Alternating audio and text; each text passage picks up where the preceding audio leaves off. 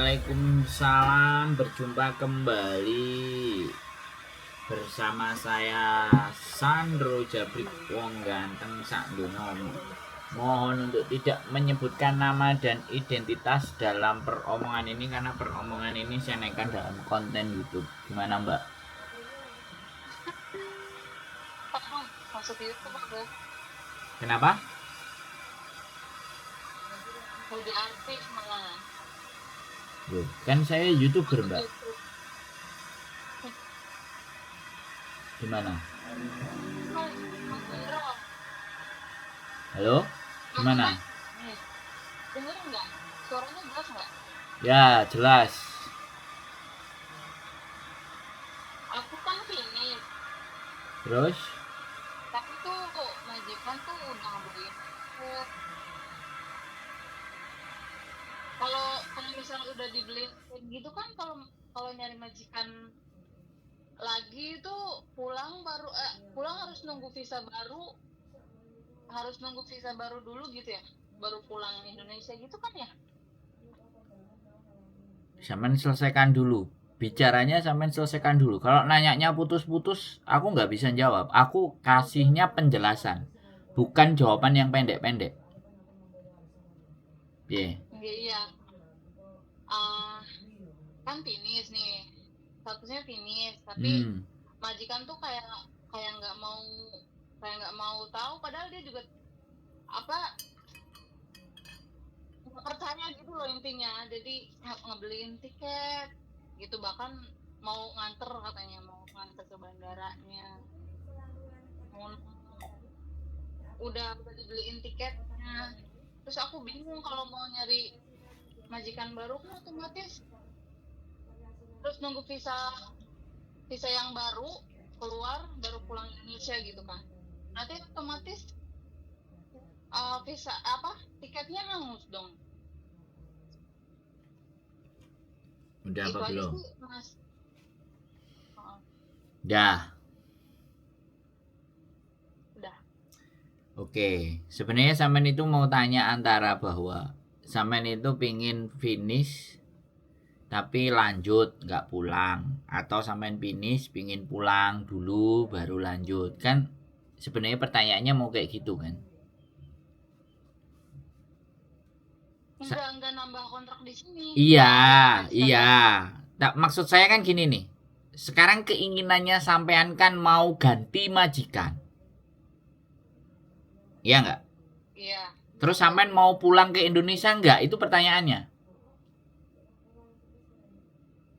Sebenarnya kalau majikan ngasih uang pun nggak mau pulang dulu, nggak apa-apa sih Mas. Posisinya udah ngebeliin tiket itu loh. Nah, oke.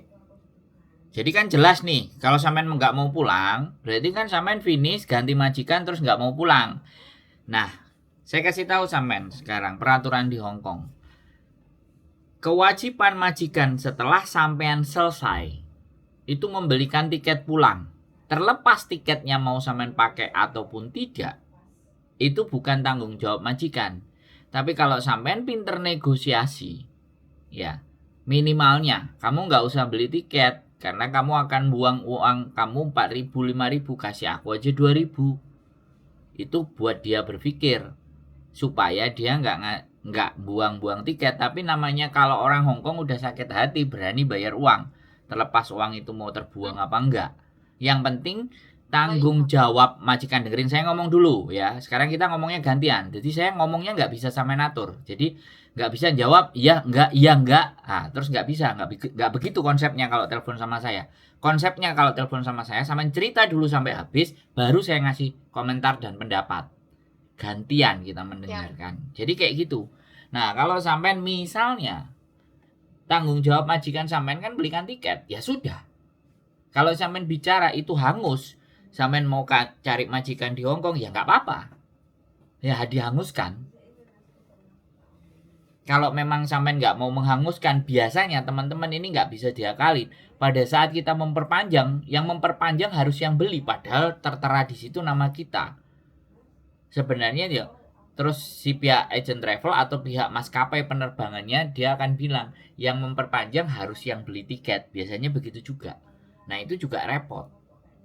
Jadi sekarang ya, menurut saya, saran saya, kalau memang sampean nggak mau pulang dan dia sudah membelikan tiket, apa boleh baut, hangus, selesai. Yang penting sampean dapat majikan, sudah ada tanda tangan, ya kan. Kalau sampean belum dapat tanda tangan, ya kan, dapat majikan, nah, atau sampean bisa bilang sama agent baru, aku boleh nggak habis tanda tangan terus aku pulang dulu, terus nanti nunggu visa aku turun baru aku berangkat, mau nggak agent barunya? Kalau sampean nggak kepingin kehilangan tiket itu.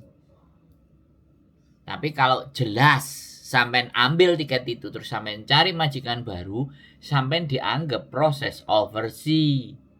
Jadi dari luar. Kalau prosesnya dari luar, ada yang nanti minta potongan. Bisa dipahami maksud saya. Jadi di situ memang dilematisnya. Makanya strateginya itu harus dibicarakan minimal 2 bulan sebelum finish.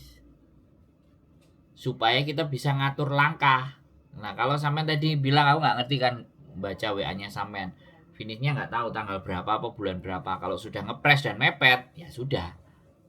Mau panfa. Kan saya sudah sering bikin konten. Kalau ada masalah atau menjelang ada punya masalah, ayo diskusi dulu biar punya pandangan. Tapi kalau diskusi sudah mepet, maka kesempatan kita berpikir dan membuat alternatif itu semakin sedikit.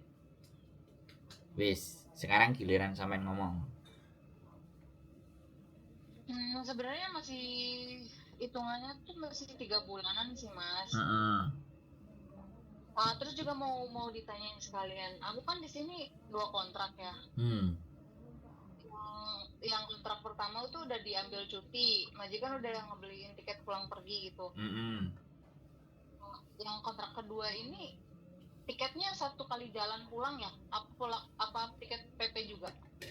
Ya kalau cuti ya PP no. Ya kalau kontrak yang pertama iya di PP, katanya yang kontrak kedua mah cuma 1 doang, katanya 1 jalan doang.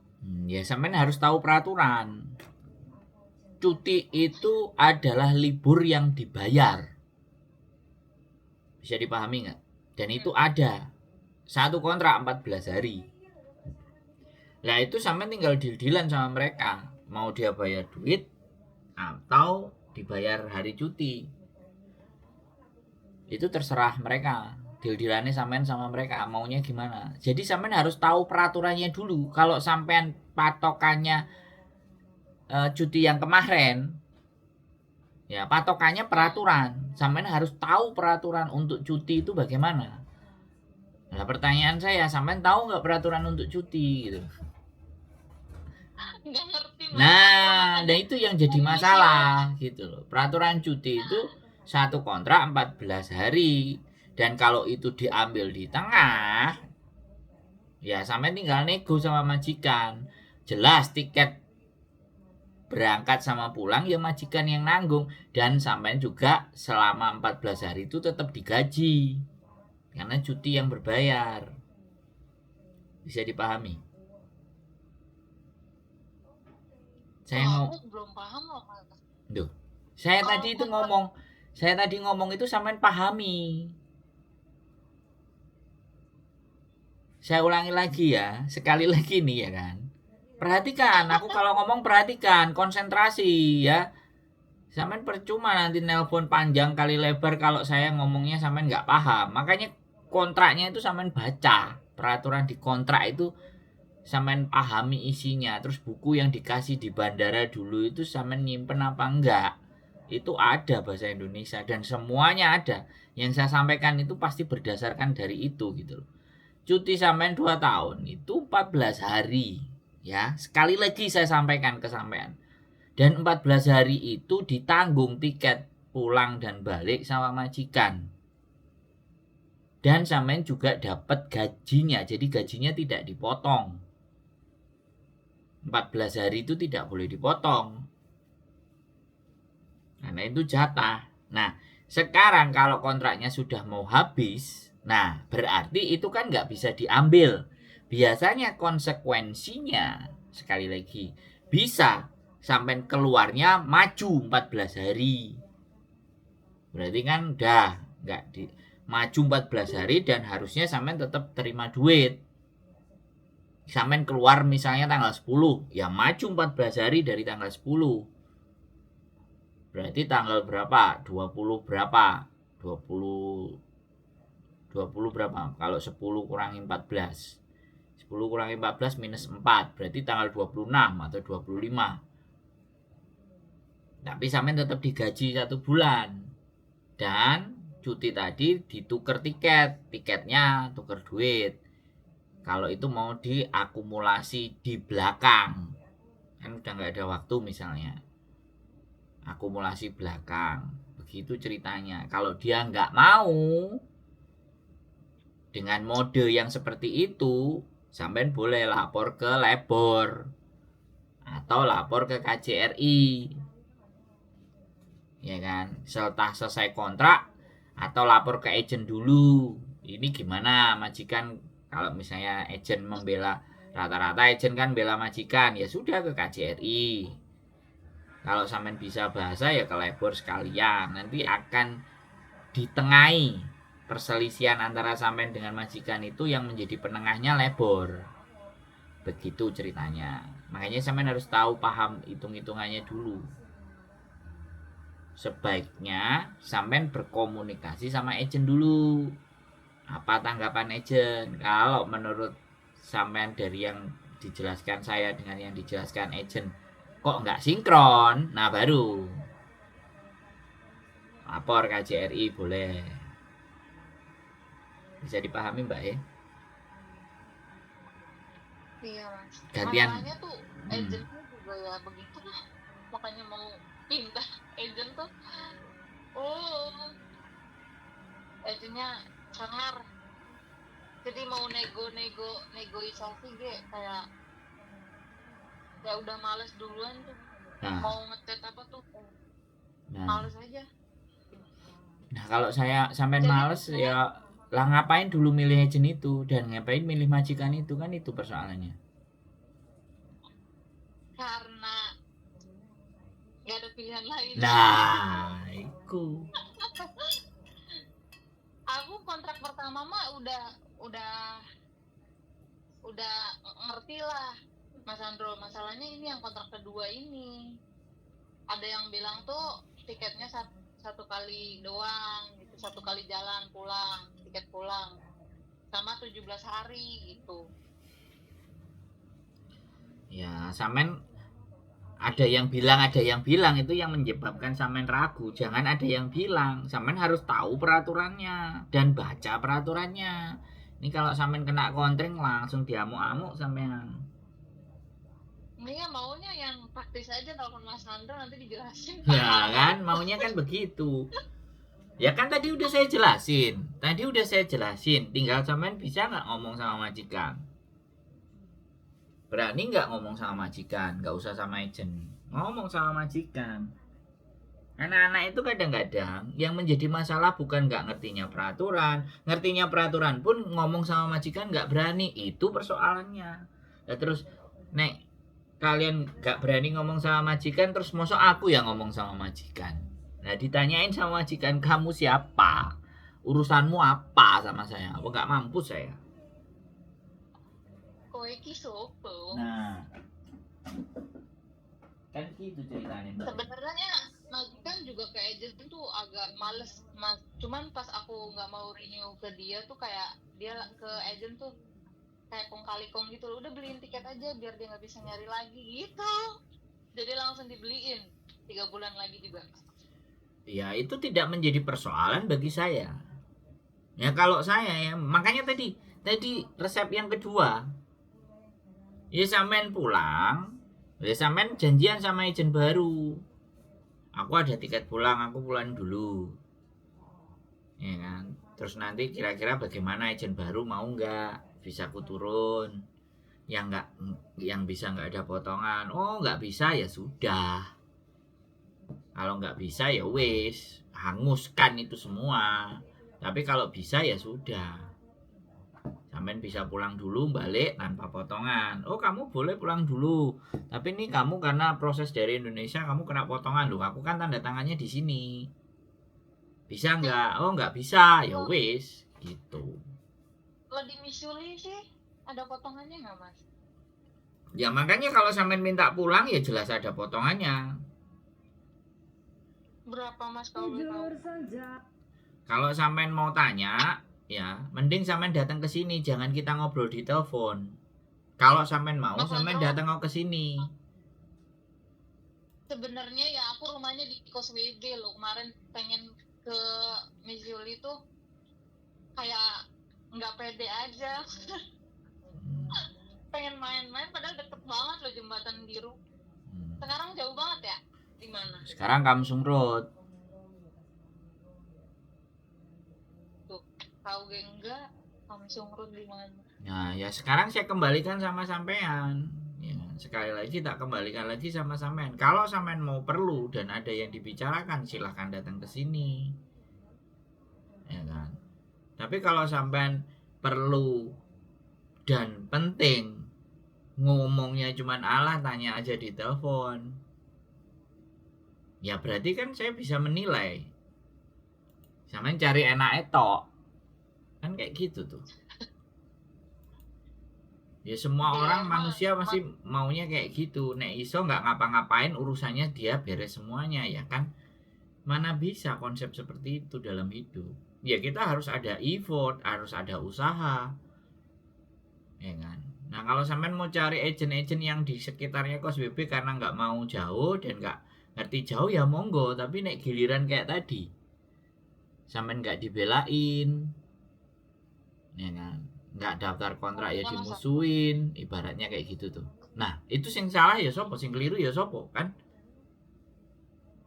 Jadi pada prinsipnya adalah kalau kita tidak benar-benar ngerti dan yakin sama peraturan dan kita males, ya minimalnya kita cari agent-agent yang bisa mengerti ketidakbisaan kita, ketidakmampuan kita, ketidakmau belajaran kita. Kan begitu. Hidup ini kan pilihan, Mbak. Nah, anak-anak ini kan nggak begitu temennya. Konsep teman-teman semuanya. Tahu-tahu ya udah aku cocok ini majikan pekerjaannya, tapi nggak tahu seluk beluk agentnya piye. Peraturannya kita juga nggak ngerti. Giliran ada konflik dengan majikan, bingung. Sing digoleki sopo? YouTuber. Ya nggak apa-apa. masa Lah iya ya nggak apa-apa buat aku. Ya kan. Nah, itulah salah aku satu. pernah ketemu Mas Andro, Kenapa? pernah papasan sama Mas Andro di Nah, kos WB. ya yang papasan banyak mbak dan aku ya bingung ya sing nelpon wong 6.000 orang 6.000 7.000 ini mendekati 8.000-an manusia ya terus makanya kan kadang-kadang kan ya seperti bukannya bagaimana dan seperti apa aku kalau disapa ya saya halo iya ya gitu kan tapi kasusnya satu persatu kan ya terus bingung kan seperti itu nggak bisa hafal suaranya dan bagi saya nggak ada masalah makanya kan mumpung ini masih 3 bulan carilah agent yang menurut sampean ya kan cari info yang menurut sampean kok membuat posisiku jadi lebih enak gitu kan orang maunya enak semua nggak mau yang nggak enak toh begitu mbak Iya. bisa dipahami Kan Mas Andro pun bisa. Mas Andro kan tempat curhatannya. Kayak sekalian curhat aja deh. Soalnya posisi dilema juga aslinya mah Mas suami tuh sebenarnya mah nyuruh pulang terus. Makanya dilema banget cuman di satu sisi tuh aku mikirnya kalau kita mah yang udah ngerasain di Hong Kong ya kayak kalau pulang terus proses lagi gitu tuh males ngejalanin prosesnya kayak gitu loh. Kalau udah ada kesempatan di Hong Kong kan kita yang finish apalagi ya istilahnya tuh udah enak lah mau nyari majikan apa juga nggak ribet. Beda kalau udah pulang Indonesia lama terus balik lagi ke sini kan ada potongan apa gitu. Mikirnya tuh panjang. Kalau suami kan udahlah udah waktunya pulang. kalau udah ruwet kayak gitu majikan ya udah emang waktunya udah suruh pulang gitu. Pokoknya masih bingung Mas, kayak cukup nggak ya ngandelin uang dari suami doang untuk UMR, masih kayak belum yakin mau pulang tuh. Oke, sekarang kita satu-satu dari masalah finish dan semuanya tadi peraturan sudah paham belum? Kalau sampean itu sudah jelas baru kita bahas tentang dilema. Jadi jangan dua-dua. Kalau saya langsung mikir dua bisa, tapi kalau sampean aku nanyain yang awal tadi udah jelas belum? Kalau yang awal sudah jelas, ayo kita bahas yang kedua, masalah dilema. Atau kalau sampean nggak mau dibahas di sini ya silakan datang ke rumah. Cuman kalau saya beberapa bulan hari ini dan ke depan itu kalau hari Minggu saya bisanya mungkin setelah sore jam 6 jam 7 baru ada di rumah karena saya ada di lapangan. Saya kerjaannya sekarang udah mulai di lapangan mondar-mandir yang bikin event atau acaranya TSL kan. Kalau sampean lihat di Facebook ya, nggak pernah saya bahas di YouTube soalnya. Bahasnya di Facebook. Tapi kalau di YouTube kan ada kadang aku masang iklan TSL, nah kayak gitu. Kalau sampean boleh ya bisa tanya sama istriku, monggo, istriku standby di rumah. Kalau sebelum-sebelumnya aku di rumah, tapi terus sekarang bosnya minta hari Minggu harus ada event. Nah kalau ada event pastinya aku keluar, monggo. Nah sekarang tak tanya dulu mana yang mau dibahas nih, aku bisa bahas semuanya. Kapasitas otakku masih mampu kalau cuma bahas itu. Peraturan yang tadi katanya suruh nyari ini dulu sendiri, Alejandro. Ya bagus nih sampean pengen cari sendiri, monggo. Terus nanti ngomong ke majikan ya. Yo gak apa-apa, aku malah seneng nek sampean gelem mikir dewe. Kalau ngomong sama agent nggak bisa, nggak mau. Kalau sampean mau bertanya sama bojoku ya silahkan datang ke sini, monggo. Bisa dibicarakan. Nah, nek sampean mau mikir. Nah, ini masalah dilema mau dibahas apa enggak? Boleh lah Mas Sandro, kan aku kan biasa ngedengerin di YouTube, apapun kan masuk ya. Jadi masalah apapun ada di YouTube-nya Mas Sandro. Oke, jadi gini ya, untuk ketakutan dan kekhawatiran ketika pasangan mengajak pulang ke Indonesia dan gajinya UMR apakah cukup apa enggak, kan itu kekhawatiran dan ketakutan akan kehidupan. Nah sekarang pertanyaan saya kembali bahwa sampean yakin menikah dengan pasangan itu dan berumah tangga? Kok sekarang setelah sampean ke Hongkong sampean merasa nggak yakin?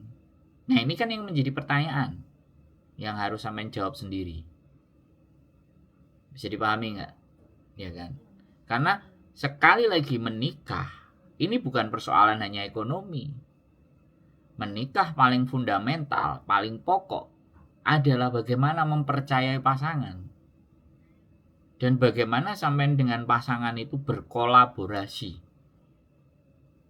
Dengan sedikitnya pendapatan yang kita punya, tapi karena kita saling memberikan dukungan dan support, bisa jadi penghasilannya setelah kita sama-sama saling mensupport kan jadi bagus-bagus. Dianya bagus, sampean juga bagus, dianya dapat ya sampean juga bisa dapat. Kan bagaimana itu didesain? Karena menikah itu bukan hanya mencari keuntungan. Tapi menikah itu kan tujuannya adalah saling melengkapi. Di saat satu yang nggak bisa, satunya cover. Satunya bisa, satunya nutupi yang lainnya. Itu menikah, konsep menikah kalau buat saya. Nah kalau pertanyaan sama tadi ke saya, apakah nanti gaji itu cukup atau tidak, ya saya jadi mempertanyakan lah. Waktu menikah kemarin sampean mempertimbangkan atas apa? Memilih pasangan sampean itu atas dasar apa? Kan boleh saya bertanya seperti itu ke sampean kan. Sebelum nanti akhirnya menginjak keputusan pulang atau ya tetap pertahankan di Hongkong. Karena saya tidak akan memberikan jawaban pulang atau pertahankan di Hongkong. Saya nggak akan memberikan jawaban biar itu yang menjadi pilihan sampean, tapi saya berusaha pahamkan dulu kehidupan sampean berumah tangga dengan pasangan itu mau bersama atau mau LDRan terus. Kalau mau